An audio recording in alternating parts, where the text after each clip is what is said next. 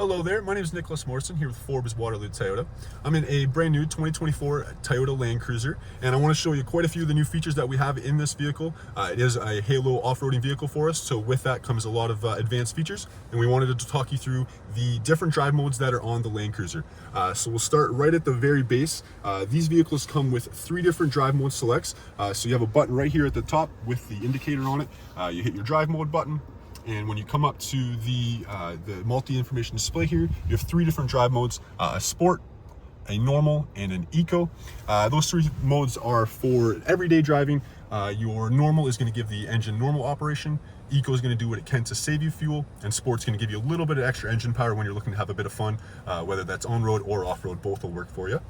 The next button that I have here is a MTS, or multi-terrain select button. When you hit that one, you will come out of your drive mode and you'll go into multi-terrain select. And again, up on my multi-information display here, I have 5 different options: an auto, dirt, sand, mud, and deep snow. They all have a separate indicator you'll see on the left side here that will stay up once the screen goes away, and that's how you'll know which mode you're in. And the last thing to note is the top option here, the deep snow, is only available in the 4 high drive mode. There will be one less when you go to the 4 low, and I'll show you that after. The next button that I have here, and the final option on my my console here, is the DAC button, or downhill assist control. And what that one is when you press that button, up here again on the front MID, I'm going to have the ability, once it locks into that mode, I do have to put it into drive for it to lock in.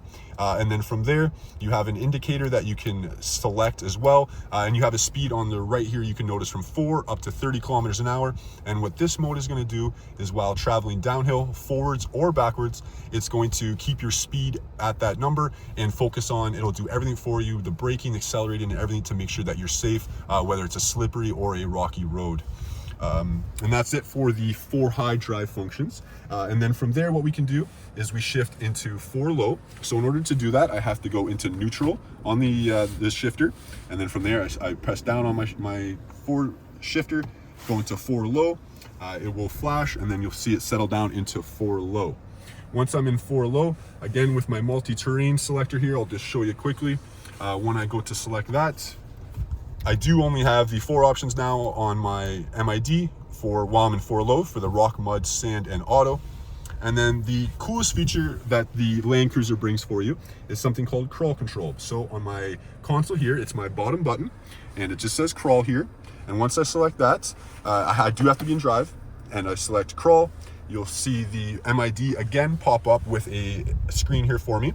On the right here, as you can see, I have 5 options from low to high. That's a speed setting, so a very, very low speed up to a high speed. Still always in 4 low, so it's going to be a slow speed regardless, but depending on the surface you're going over, they give you a couple options there as well.